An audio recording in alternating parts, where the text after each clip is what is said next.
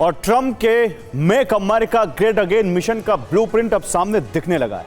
इस मिशन में मकसद सिर्फ अमेरिकी लोगों को अवसर देना और बाहर से आकर अमेरिका में बसने वालों पर सख्ती नहीं है। यह तो एक ट्रेलर है, बल्कि अमेरिका का विस्तार है इसका पूरा मकसद। अमेरिका को उस पोजीशन पर पहुंचाना है जहां सैन्य क्षमता, इकोनॉमी के साथ साथ क्षेत्रीय सीमा में दुनिया का कोई देश अमेरिका का मुकाबला ना कर सके। और देखिए ट्रंप के इसी एग्जैक्ट प्लान पर हमारी एक्सक्लूसिव रिपोर्ट।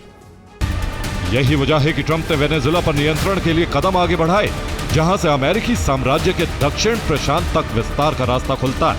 ग्रीनलैंड पर बड़ी आक्रामकता का कारण भी ट्रंप के इसी प्लान का हिस्सा है, जिससे आर्कटिक तक विस्तार के लिए वो राह बनाना चाहते हैं, जिसका मकसद है दुनिया में सबसे बड़ी आर्थिक शक्ति का गौरव बनाए रखना, सैन्य शक्ति में नंबर 1 के स्थान पर बने रहना और क्षेत्रफल में भी दुनिया का सबसे बड़े देश का स्थान प्राप्त करना।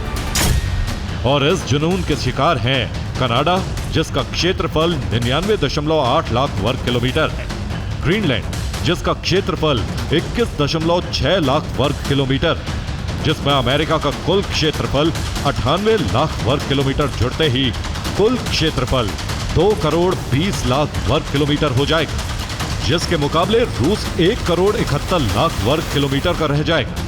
और ट्रंप के टारगेट पर कनाडा इसलिए है क्योंकि ग्रीनलैंड हासिल करना उन्हें आसान लग रहा है और दोनों मोर्चे पर कामयाबी मिलती है तो फिर अमेरिकी साम्राज्य का विस्तार चुकची सागर से ग्रीनलैंड सागर तक होगा। आप देखिए, आप रेंज देखिए, और इस बेल्ट की लंबाई होगी 5,500 किलोमीटर।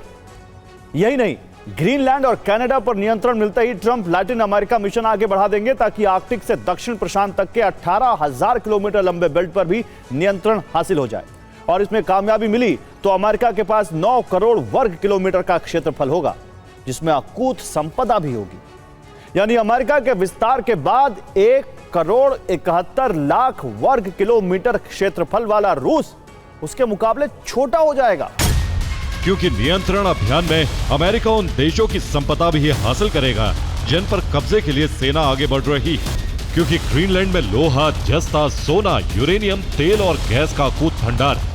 ठीक ऐसे ही कनाडा के मोर्चे पर कामयाबी मिलते ही ट्रंप को विश्व के मीठे पानी का 20% हिस्सा मिल जाएगा, जबकि दुनिया का तीसरा सबसे बड़ा तेल भंडार, दुनिया का सबसे बड़ा पोटाश का भंडार और दुनिया के 36% वन क्षेत्र पर नियंत्रण मिल जाएगा।